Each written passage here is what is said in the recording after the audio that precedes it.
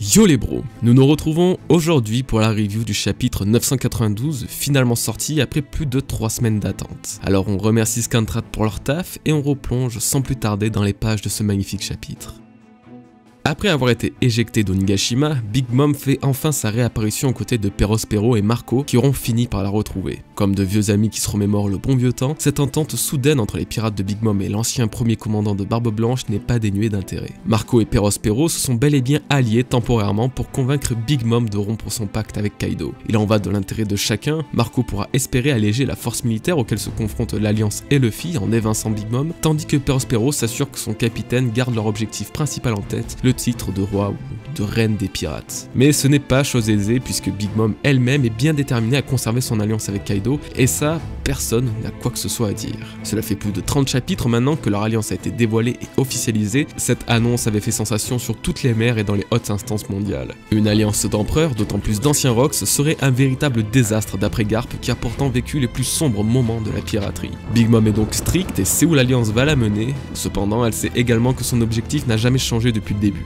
Le titre de seigneur des pirates fait toujours partie de ses priorités et Perospero doit lui faire confiance. Cette scène nous conforte une nouvelle fois dans l'idée que quoi qu'il arrive, Kaido et Big Mom s'utilisent respectivement pour un besoin personnel. Leur alliance n'est rien d'autre qu'une façade, un leurre dissimulant la véritable intention de chacun. Aucun d'eux n'a perdu de vue leur objectif qui est d'obtenir le One Piece et leur One Piece à eux ne semble pas se partager. Cette philosophie finira par être approuvée par Perospero faisant ainsi confiance en son capitaine. On arrive donc à une sorte de point de non-retour. Alors qu'il aurait pu être le seul à raisonner Big Mom et l'évincer de cette guerre, ça ne semble malheureusement pas être au programme et l'Alliance va réellement devoir affronter deux Yonko. La tension étant déjà à son comble, une ombre déchaînée fait son apparition, Carotte. La jeune Minx, guidée par un instinct de revanche, fonce droit sur le premier enfant de la famille Charlotte. Un bond en arrière d'une centaine de chapitres se fait alors. Après avoir été piégé par les pouvoirs de Perospero sur le territoire de Big Mom, Pedro sacrifiera sa vie pour sauver Luffy et son équipage, qu'il considère alors comme ceux pouvant lever l'aube sur ce monde. Une métaphore sur le voile de terreur couvrant l'humanité que Luffy sera le seul à pouvoir ôter en accomplissant une volonté héritée légendaire. Le sacrifice d'un Minx aura alors permis à libérer indirectement le monde entier, comme le sacrifice de Bon Clay, le sacrifice de Jinbe, ou tous les autres Mugiwara qui, à un moment ou l'autre, auraient donné leur vie pour celle de Luffy. Chacune de ces actions ont une importance bien plus incroyable pour la suite qu'on ne peut l'imaginer. Si toutes les personnes que Luffy a rencontrées ne l'avaient pas encore sauvé, alors le monde aurait peut-être été destiné à vivre dans le chaos des siècles encore. Alors pensons à tous ces héros dont le sacrifice n'aura jamais été en vain et contribuera indirectement à libérer le monde de ses entraves. La pleine lune éclairant encore la nuit, une nouvelle transformation en Selongue pour Carotte pourrait avoir lieu. Elle qui fut la première à nous dévoiler la véritable forme des Minx déchaînée s'éveillera alors une nouvelle fois pour laisser s'écouler la rancœur et la peine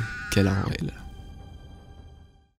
À l'intérieur du dôme d'Onigashima, l'agitation est toujours la même. Luffy continue de sillonner les débris du château épaulé par les samouraïs de Wano, à l'image de Shinobu et Momonosuke qui tentent d'échapper à Yamato, pourtant animé d'une intention bienveillante et protectrice. Il se peut qu'un danger imminent menaçant Momonosuke soit le meilleur moyen pour Yamato de prouver son appartenance à l'Alliance, au bon côté. Il pourra alors trouver son adversaire attitré, celui qui démontrera que l'enfant de Kaido a bel et bien rompu tout lien avec son père. Suite à ça, nous retrouvons la mystérieuse Black Maria, s'adonnant à la douceur et la mélancolie de la musique. Une musique contant l'histoire de deux personnes qui veulent terriblement se retrouver et qu'ils y parviennent finalement sous le clair de lune d'une nuit enneigée. Serait-ce donc l'histoire de Yamato et Momonosuke? Ces deux personnages sont censés avoir le même but, la même volonté, et dans la structure du chapitre, ce sont les deux seuls personnages qui apparaissent pendant la chanson de Black Maria. Tous deux étant liés à la lune, seraient-ils promis depuis les temps anciens? Le destin les a-t-il rassemblés sous la lumière de la pleine lune enneigée?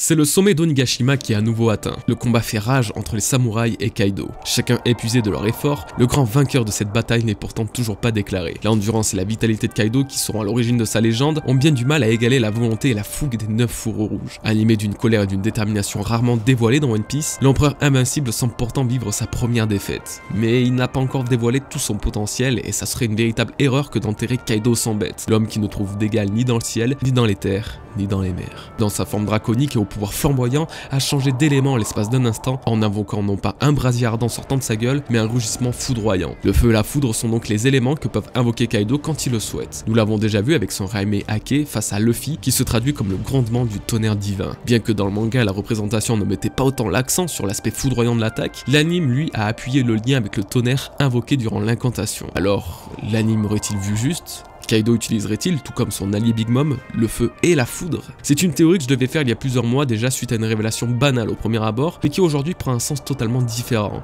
Les techniques de Kaido dans le nouveau jeu One Piece Pirate Warrior 4. Dévoilé au mois de mars 2020, les attaques de Kaido étaient entièrement originales, excepté le Borobresse et le Hameake que nous venons de voir. Parmi elles, il y en a deux qui ont attiré mon attention, toutes deux en forme de dragon. Kaido invoque soit des chutes de blocs de glaçons, soit un déluge d'éclairs. Aujourd'hui, l'utilisation de la foudre est donc bel et bien confirmée, et ce même en forme draconique. Kaido et son zone mythologique peuvent alors réellement contrôler et déchaîner les éléments. L'air avec la formation nuageuse lors de son apparition, le feu à travers son rayon laser, la foudre par son rugissement, seule l'eau est actuellement manquante. En revenant sur les techniques utilisées dans le jeu One Piece Pirate Warrior 4, je vous ai dit qu'il invoquait une chute de blocs gelés. Et s'il s'agissait d'une nouvelle technique que Kaido va nous dévoiler à l'avenir, tout comme la foudre. Dans la mythologie japonaise, les dragons sont des divinités liées à de nombreux éléments primordiaux, et l'eau en fait justement partie. Le zone mythologique du dragon aurait alors la particularité, en plus de la transformation animale, de générer des éléments spéciaux tels que le feu, la foudre ou justement l'eau qui serait sous sa forme solide, la glace. Les fourreaux rouges tentent tant bien que mal d'esquiver ces attaques chaotiques et lancent un assaut dans une parfaite coordination. Nekomamushi utilise son attaque Akabiobu, un coup de griffe électrique qui a la puissance nécessaire dans sa forme sous longue pour blesser le monstre qui se dresse face à eux. Kawamatsu suit la danse en prenant la hauteur et utilise son attaque Amanogawa avec son style du kappa, blessant à son tour Kaido qui n'aura pas une seconde pour respirer. Il parvient malgré tout à contre-attaquer et envoie valser Kawamatsu à travers les roches. Un moment d'inattention de la part de l'empereur qui laissera une porte ouverte à Inuarashi,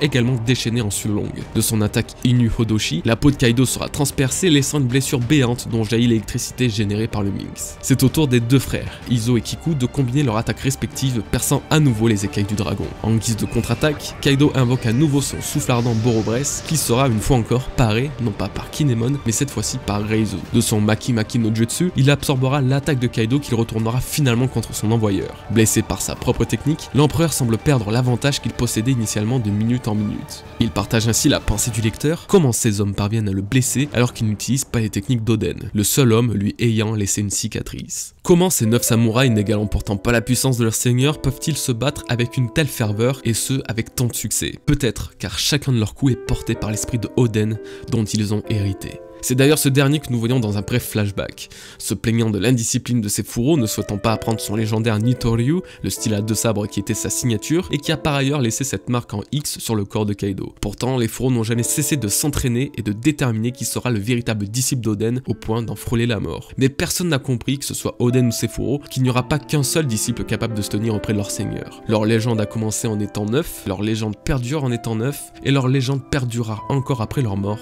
en étant 9. Ces 9 samouraïs ne peuvent se diviser. Alors qu'ils pensaient qu'aucun ne voulait hériter de cette technique la plus puissante, Oden ne se rendit pas compte qu'ils l'ont pourtant déjà fait car chacun d'eux est le digne représentant de la volonté de ce dernier. Shutenmaru, Kinemon, Denjiro et Inuarashi, tous les 4 posent devant Kaido en imitant la posture du Oden Nitoryu. Il y a 20 ans, Oden lui-même prenait cette pose et infligea une terrible blessure au dragon se dressant devant lui. 20 ans plus tard, ce sont 4 de ces samouraïs qui perpétueront sa volonté, animés par la même détermination, blessant le même ennemi au même endroit. Les yeux du dragon tournant au blanc, le chapitre se clôt enfin.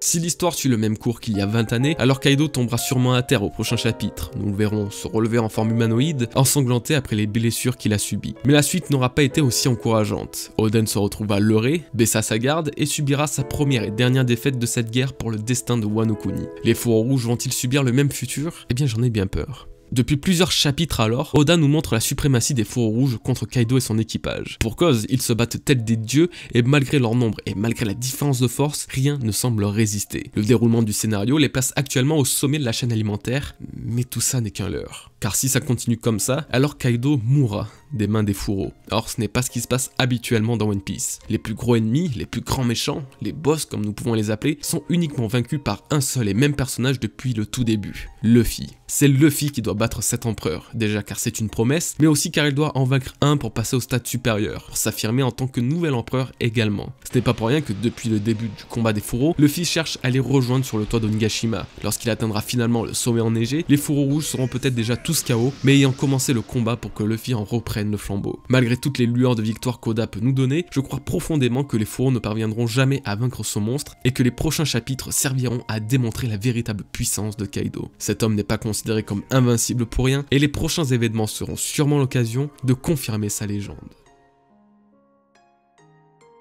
C'est la fin de cette review les bros. Je ne sais pas si ça s'est ressenti, mais j'ai vraiment adoré ce chapitre. L'histoire des fourreaux rouges en général me passionne, me fascine, et je voudrais sincèrement qu'elle ne s'arrête jamais. C'était un véritable plaisir à lire. La semaine prochaine il n'y a pas de pause, c'est encore mieux, donc ce qui nous reste à faire est de prendre notre mal en patience. En attendant, je vous souhaite un agréable week-end les bros, portez-vous bien et soyez prudents. Peace.